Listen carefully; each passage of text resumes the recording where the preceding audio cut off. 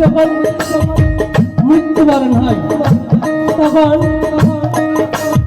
যখন মাটি দেওয়া হয় আমাদের এই দেহটা কিছুদিন যেতে না যেতেই ওই মাটির ভিতর পচে গলে হাড় গুড়গুড় সব মাটি হয়ে যায়, এই মাটির দেহ মাটি হয়ে যায়। তাই আমাদের পদকর্তা কি বলেছেন, তোমার বলে পচে যাওয়া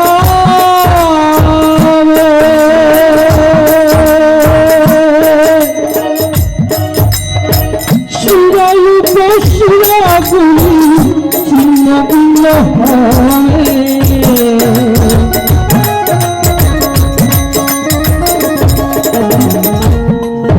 তোমার বলে পচে যাওয়া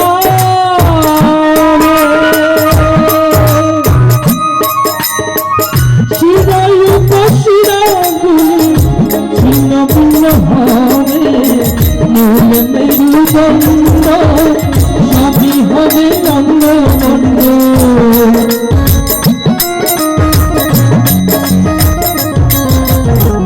মূল মেরুদণ্ড সবই হবে অঙ্গ মন্ড। অনিরবে মতি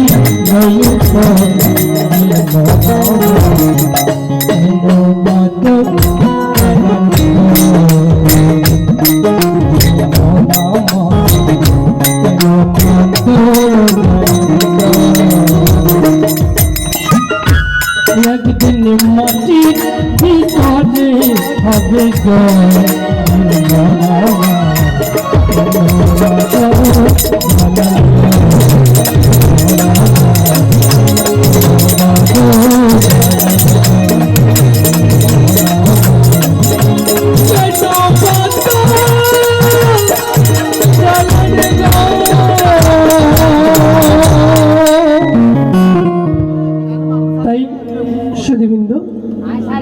আমাদের এই দেহ নামক যে গাড়ি আছে ওদিন থেকে যদি এই আমাদের দেহ নামক গাড়ি থেকে যদি আমাদের প্রাণ বায়ুটা চলে যায় তখন আমাদের এই দেহটা নশ্বর হয়ে যায়।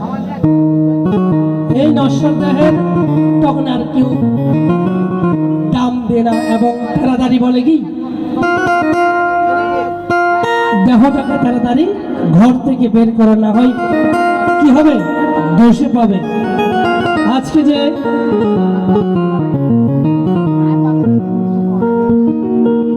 হরিপ্রিয়া দেবী আমাদের থেকে দেখা করে গেছেন, উনিও একজনের মা, কারো মাসি, কারো ঠাকুমা। তো যার মা আছেন সেই জানে মায়ের মূল্য কতটুকু, যার মানে সেই বুঝতে পারে আমার মাঝে কত ছিল, কিরকম ছিল। তাই এবার চলুন আমরা একটি মায়ের গানে নিজেদেরকে নিবেদিত করি। আমাদের মা আমাদেরকে অনেক কষ্ট করে অনেক আদর স্নেহ দিয়ে 10 মাস 10 দিন গর্ভে ধারণ করে অনেক ব্যথা যন্ত্রণা সহ্য করে আমাদেরকে ধরাধামে অবতীর্ণ করেন। তাই মায়ের কান্দন কিন্তু সেই প্রথম থেকে মৃত্যু পর্যন্ত শেষ হয় না, একটার পর একটা একটার পর একটার পর একটা আসতেই থাকে। তাই দেখি চলুন পদকর্তা কি বলেছেন,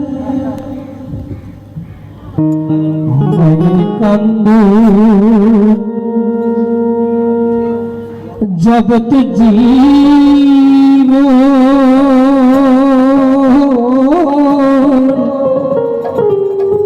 দু-চার মাসের বনের কন্দন যে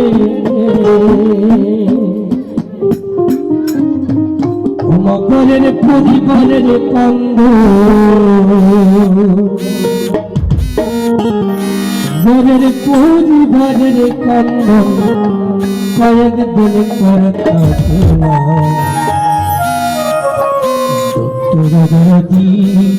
আমার জনম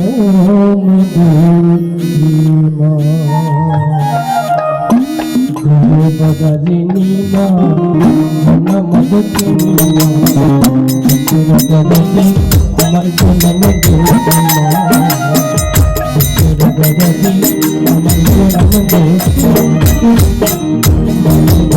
জগৎ জীব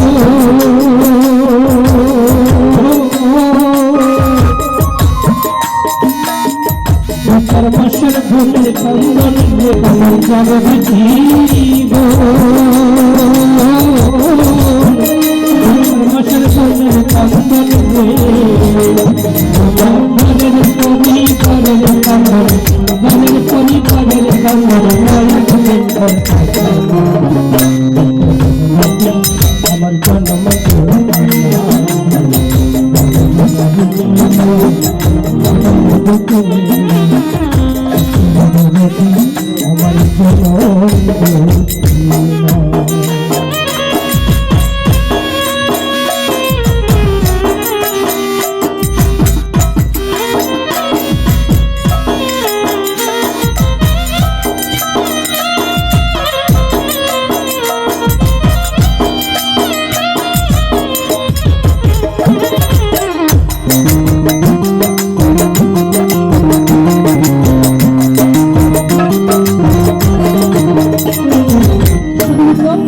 আমাদের মারা আমরা যখন আমাদের মায়েদের পেটে তখন ওনারা কত কষ্ট করেন সেটা একমাত্র ভগবান ছাড়া আর কেউ চায় না। এক একটা ব্যথার কষ্ট কোনো ছেলে শোধ করতে পারবে না।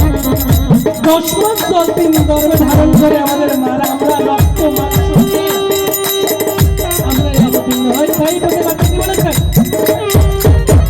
দশ মাস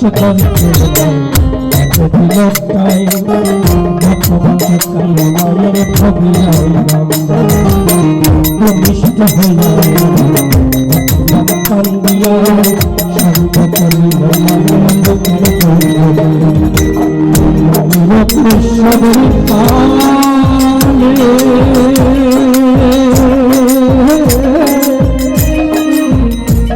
সজাই নয়ন জলে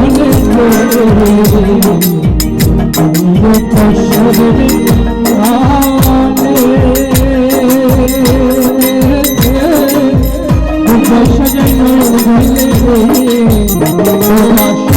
জলে লইয়া খোলে সন্তানেরই লইয়া খোলে বলে প্রসাদ